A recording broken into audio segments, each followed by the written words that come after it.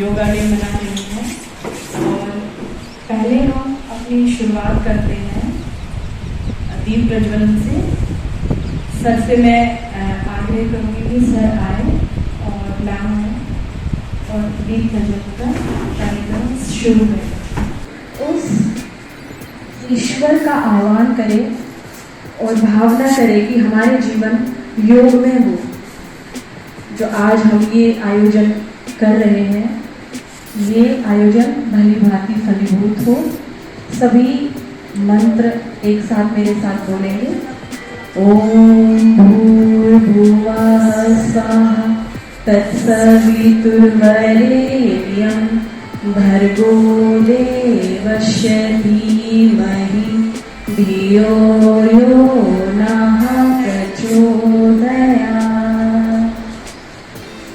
ओम गुरुर्ब्रह्मा गुरुर्विष्णु गुरुदेव महेश्वरा गुरु साक्षात् परब्रह्मा तस्मै श्री गुरुवे नमः।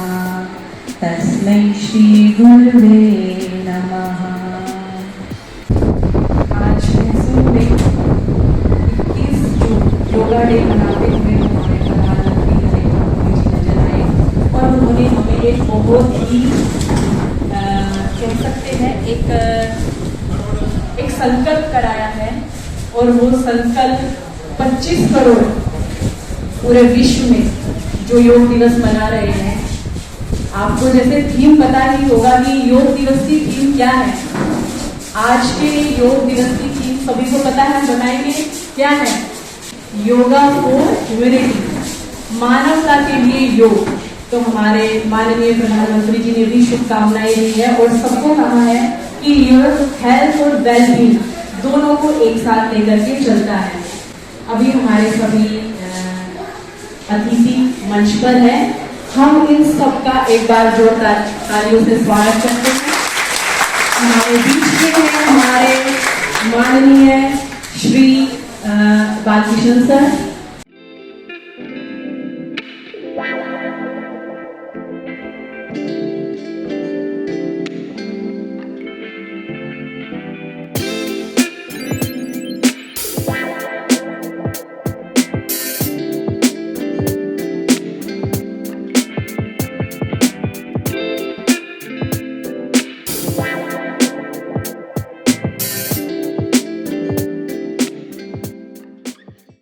मैम से आग्रह करूंगी, आमंत्रित करना चाहूंगी मैम आए और हमें अपने आशीर्वचन दें। योग और डिसिप्लिन को अगर हम साथ में जोड़ दें तो जीवन अपने आप सफल हो जाता है। दूसरी बात, 5000 वर्ष पुरानी ये योग की जो परंपरा आज हमको बार बार याद करने पड़ती है, उसका कारण हमारा लाइफ स्टाइल है। हमारा लाइफ स्टाइल बहुत तेजी से चेंज हुआ है और पिछले 20 सालों में तो लाइफ स्टाइल को हमने पूरा का पूरा वेस्टर्न कल्चर के ऊपर ढाल दिया है, जहां हम लोग वी कैन से दैट वे कि भाई हम लोग फास्ट फूड्स उनके ऊपर जीते हैं।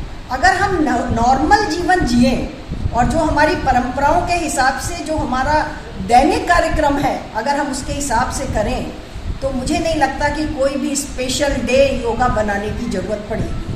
हर दिन हमारे लिए वही दिन होगा और हम सबका स्वास्थ्य अच्छा होगा। जैसा अभी तनुश्री जी कह रही थी कि भाई इसको हेल्थ से जोड़ा गया है, एक मतलब स्पेशल हम कोशिश कर रहे हैं कि योगा को जीवन में लाया जाए। प्राइम मिनिस्टर भी इसके लिए बहुत कोशिश कर रहे हैं। तो मेरा कहना सिर्फ एक ही बात है, ज़्यादा समय आप लोगों का नहीं लूँगी, लेकिन मुझे ऐसा लगता है पर्सनली कि हर बच्चे को अपने परिवार में, देखिए क्या है, कल्चर अलग अलग होती है, ट्रेडिशंस अलग अलग होते हैं, लेकिन जीना, अच्छा खाना, ये एक ट्रेडिशन सबकी सेम है, चाहे वो हिंदू हो, मुसलमान हो, चाहे वो कोई भी हो। तो उस कल्चर को हमें अपने दैनिक जीवन में कैसे लाना है, ये हमारी यंग जनरेशन नई पढ़ाई के साथ, टेक्निक के साथ अपने जीवन में उतार सकती है।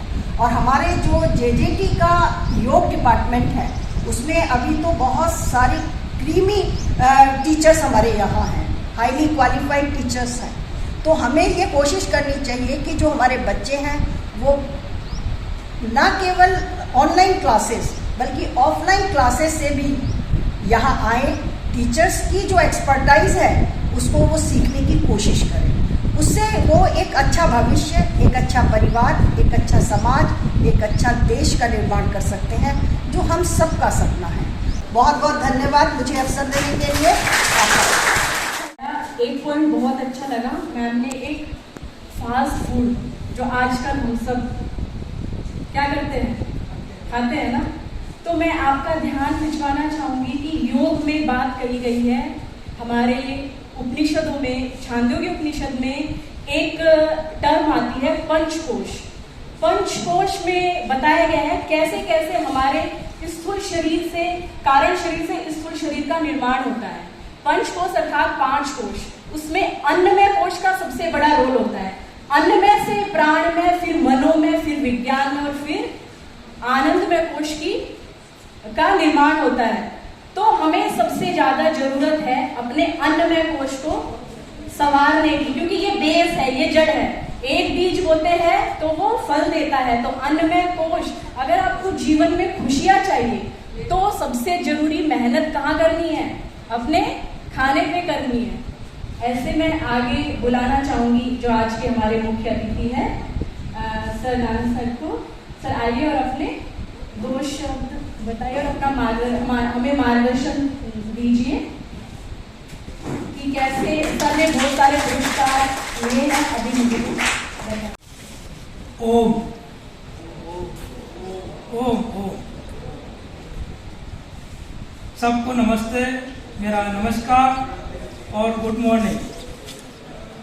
देखिए, आज मैं महाराष्ट्र से आया हूँ और यहाँ के chief guest vice chancellor, registrar साहब और अतिथिगण और अब सभी छात्रा, आज योग दिन है, ये जानकारी आप सभी को है। अभी 21 तारीख को सभी पूरे भारत देश में अच्छा बनाया जाता है और ये क्यों चाहिए आप सभी को पता है कि जो आप योगा करेंगे तो आप 10 साल की उम्र बढ़ेगी आप सभी की। और जो फुकट में रहता है योगा बोले तो इसके लिए टाइम नहीं होना चाहिए, कुछ भी नहीं चाहिए।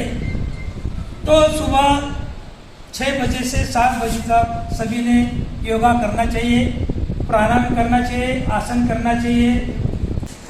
सुबह उठते ही प्राणायाम करना चाहिए और सबसे ज़्यादा प्राणायाम 4 ही प्राणायाम करना चाहिए। सबसे पहले भ्रामरी, उसके बाद अनुलोम विलोम और उसके बाद कपालभाति और भ्रामरी, ये 4 करना चाहिए। उसके बाद हस्तासन करना चाहिए। आपको 10 साल बढ़ाना है, यानी आपको डॉक्टर नहीं लगेगा। यहाँ तो डॉक्टर नहीं कोई, नहीं तो बोले क्रॉस कर रहे हैं आप। डॉक्टर मैंने 20 साल से कभी गोली नहीं ली। कितने साल हो गए? 20 साल। और मेरा वेट है 65 सिर्फ, बढ़ता भी नहीं और कम भी नहीं होता है। तो आपने क्या करना चाहिए, जितना आप खाना खाते हो, 2 रोटी खाते हो तो 1 रोटी खाना चाहिए। कितना चाहिए आपको? 2 रोटी खाना है तो 1 रोटी खाना चाहिए। और दूसरी बात है 50% खाना चाहिए। कितना? 50%। और 25% सांस के लिए रखना चाहिए, सांस करते कि नहीं। और 25% पानी के लिए। हम जब छोटे थे ना सर वगैरह साहब, हम पानी ज़्यादा पीते थे, आप पानी कम पीते। ज़्यादा से ज़्यादा 8 लीटर पानी पीना चाहिए। कितना? ज़्यादा से ज़्यादा और कम से कम 6 लीटर पानी पीना चाहिए। आगे ख्याल में। तो और खाना जो आप हजम होना चाहिए, आप खाते खाते रहे थे। सुबह सुबह सलाद खाना चाहिए। चाय आज से बंद कर दो। चाय कौन पीते? चाय बंद कर दो सब। चाय से आदमी काला भी होता है, इसलिए कोई काला हो गया, इसलिए चाय बंद कर दी। उससे साइड इफेक्ट भी बहुत है। चाय बंद कर दो, शक्कर बंद कर दो। चाय तो गुड़ लेते ना, गुड़ वो खाओ। तो उससे ज़्यादा जो पसंद है चीज़ें वो बंद कर दो आज से। बच्चों को वो मैगी, बर्गर जो है ना वो सब बंद कर दो। और सुबह चावल खाओ और रोटी खाओ, शाम को तो जवार की रोटी खाओ आगे कल में। और ज़्यादा से ज़्यादा बाहर का जो रहता है अपना ये कौन सा है, थम्स अप, माजा, ये बंद कर दो। नींबू पानी पीना चाहिए। क्या पीना चाहिए? नींबू पानी।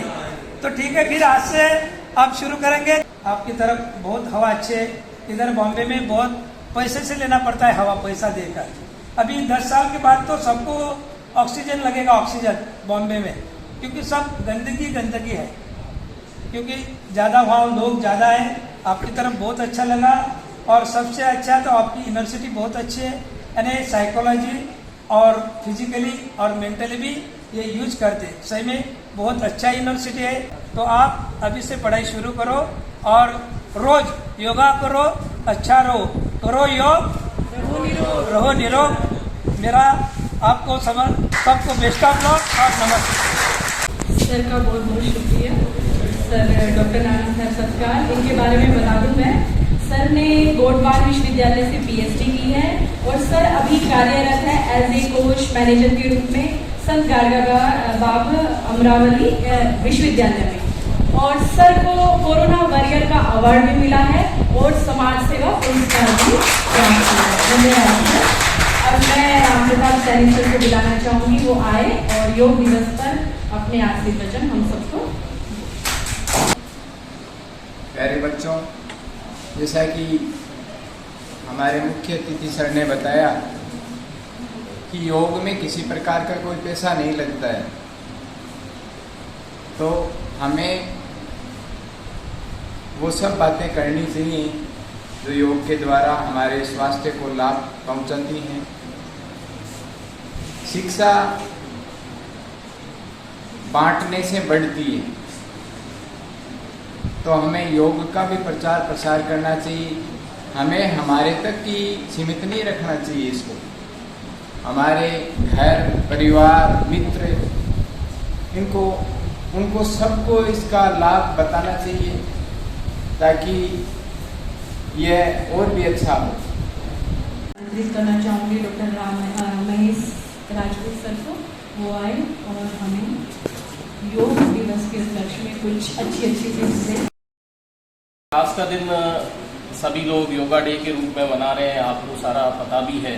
पर मैं मेन मुद्दे की बात पे आता हूँ। जैसे अभी जो अपने स्पेशल चीफ गेस्ट सर ने कहा, इनके जो पूरा इन्होंने भाषण दिया और सारी अपनी अच्छी बातें बताई, उसमें एक चीज़ अगर मैं बात करूँ, कंक्लूड करूँ, तो इसमें क्या है, दुनिया जा रही है हाँ रूढ़िवादिता को छोड़ते हुए आधुनिकता की ओर, और अपन लोग कहाँ जा रहे हैं, आधुनिकता से। योग क्या बता रहा है, आधुनिकता से अपने को रूढ़िवादी या ट्रेडिशनल परंपरा की तरफ वापस जुड़ने के लिए योगदान देना पड़ेगा। सर ने जैसे कहा कि 2 टाइम में 1 टाइम खाइए, डेफिनेटली खाने में थोड़ा कम करिए, डेफिनेटली अपन जिसको बोलते हैं पुराने लैंग्वेज या जिसको कहते हैं परंपरागत लैंग्वेज, गरिष्ठ भोजन को छोड़िए और अपना स्वदेशी आहार या जो ओरिजिनल फूड है उनकी तरफ अपने को आना है। हम जब तक इस फास्ट फूड ट्रेडिशन को छोड़ेंगे नहीं, फॉरेन संस्कृति को अपन छोड़ेंगे नहीं, जब तक अपन इस चीज़ में वापस सक्सेस नहीं होंगे। मजे की बात तो ये है कि अपने यहाँ कितने सालों से योग हो रहा है, कितनी पीढ़ियाँ चली गई, लेकिन आज याद दिलाने के लिए आई थिंक 7 ईयर पहले, 7 साल पहले प्रधानमंत्री को यूएनओ में आके और ये स्टेटमेंट देना पड़ा और ये घोषणा करनी पड़ी कि योग डे मनाया जाएगा। तो इससे बड़ी कोई बात हो भी नहीं सकती है। तो ये सारी जिम्मेवारी हमारे यंगस्टर्स जनरेशन की है। पुराने लोग तो अपना काम कर रहे हैं, उन्होंने तो इतना बड़ा स्टेप लिया और पूरे अंतर्राष्ट्रीय स्तर पे आज के दिन अगर थोड़ा सा बैकग्राउंड में जाते हैं, हिस्ट्री में जाते हैं, तो 2015 में 170 देशों में एक साथ आज के दिन उन्होंने योग डे मनाया था। और आज की डेट की बात करते हैं तो 240 कंट्रीज में आज हम योग डे मना रहे हैं। तो ये उनके लेवल का काम है, उन्होंने बहुत ही बखूबी किया है और अवेयरनेस दिया है। चाहे गवर्नमेंट सेक्टर हो चाहे प्राइवेट सेक्टर हो, हर एक की रिस्पॉन्सिबिलिटी को उन्होंने तय किया है। लेकिन सबसे ज्यादा रिस्पॉन्सिबिलिटी किसकी है? यंगस्टर्स की है, आप स्टूडेंट्स की है, क्योंकि जब तक आप इसको फॉलो नहीं करेंगे तो अपन इस चीज से बाहर नहीं आएंगे। केवल एक दिन का ये प्रोग्राम बन के रह जाएगा, जबकि इसको अगर अपने को वाकई में यूजफुल और फ्रूटफुल बनाना है, और जो हमारे प्रधानमंत्री की इच्छा है और प्रधानमंत्री के अकॉर्डिंग या अपने देश के अकॉर्डिंग अपनी पुरानी संस्कृति को वापस अपन विश्व के दृष्टिपटल पे रखना चाह रहे हैं, तो हमें आपकी सहयोग की आवश्यकता रहेगी। और इसमें सबसे ज्यादा सहयोग रहेगा आप सभी युवाओं का। आपके एचओडीज हैं, आपके डिपार्टमेंट के जो शिक्षाविद हैं, उनसे इनकी जानकारी लीजिए और उसको अपने जीवन में अपनाइए। डेफिनेटली इसके बहुत फायदे मिलेंगे। सर ने जो कहा अभी उसका सार मैं आप सबके सामने कहूंगी कि सर ने इलनेस टू वेलनेस, हमें क्या कहा है कि योग किसके लिए है? Illness to wellness. जैसे जैसे हम अपनी बीमारी से वेलनेस की ओर जाएंगे, बीमारी खत्म करते जाएंगे और वेलनेस की तरफ कब बढ़ेंगे? जब हम योग को अपने जीवन में आत्मसात करेंगे। और मैं अभी इनवाइट करना चाहूंगी हिस्ट्री डिपार्टमेंट से ओझा सर को, वो आए और हम सबको योग के बारे में मार्गदर्शन करें। मैं चूंकि इतिहास का हूं तो स्वाभाविक है नया पुराना दोनों जोड़ के बात करता हूं। योग क्या है?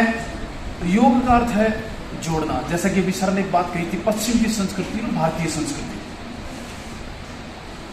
योग को समझना जरूरी है। योग में कुछ नियम है, कुछ आसन है, कुछ प्राणायाम है, कुछ ध्यान है, कुछ एकाग्रता है, वो हमारी भारतीय सभ्यता संस्कृति में है।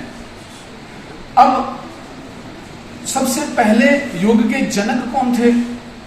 इसका किस किताबों में वर्णन किया गया है? महर्षि पतंजलि जो थे, उसको उन्होंने योग का, उनके भी गुरु थे। हमारी भारतीय संस्कृति सभ्यता संस्कृति जो है वो आश्रम में पली और बड़ी और फैली। ब्रह्मचर्य आश्रम, गुरु से शिष्य में ज्ञान जाता है, फिर वो आगे से आगे प्रोसेस है। अभी जैसे मैडम ने एक चीज कही थी बहुत सुंदर, तत्व पेड़ बनने से पहले वो एक बीज होता है।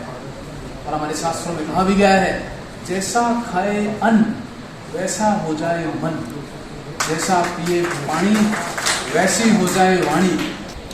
हमारे शास्त्रों में योगेश्वर श्री कृष्ण जब अर्जुन असमंजस में था, लड़े या न लड़े, योग के भी कई रूप हैं, कई नाम हैं, कई क्रियाएं हैं।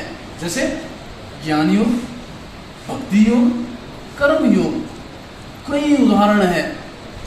कई दिन लग जाए इसमें, लेकिन उन्होंने बहुत शॉर्टकट में गीता में श्री कृष्ण ने अर्जुन को जो कहा था, ज्ञान सबसे बड़ा है और ज्ञान प्राप्ति के लिए शिष्य को गुरु के समर्पित भाव से चरणों में बैठ करके ज्ञान प्राप्त किया जा सकता है। योग केवल योग दिवस वो नहीं है, योग कई तरह का होता है। योग का अर्थ है जोड़ना। जबकि हम पश्चिम की संस्कृति देख रहे हैं, अभी सर ने एक बात कही थी, सर बॉम्बे से आए हैं, तनाव में है आज का आधुनिक युग का युवा, नौजवान लड़के लड़कियां, काम का प्रेशर है, शरीर तबीयत अस्वस्थ है, तो खुद आपका खुद का ही जीवन है, इसको संवारेगा कौन, सजाएगा कौन, अनुशासित कौन करेगा? हम स्वयं करेंगे ना। सुबह सुबह जो है खाने में फल फ्रूट, दोपहर में छाछ और रात को दूध, बस रोटी एक सुबह एक शाम को बहुत है, मरोगे नहीं। उम्र बढ़ती जाएगी क्योंकि हमारा शरीर क्या है, एक विज्ञान है। योग का अर्थ विज्ञान है जिसको समझने की जरूरत है। ये हमारी धरोहर है। इस धरोहर को आगे कौन लेके जाएगा? अब हमारी उम्र हो चुकी है, जैसे जिनकी 50 वर्ष उम्र हो चुकी है, 60 हो गई, आप युवा हो, ये हमारी भारतीय सभ्यता संस्कृति की धरोहर है। इसको आप संजो के रखोगे और आने वाली पीढ़ी को आप ही दे पाओगे। इसी शब्दों के साथ आप सभी को धन्यवाद। जय हिंद। सर का बहुत बहुत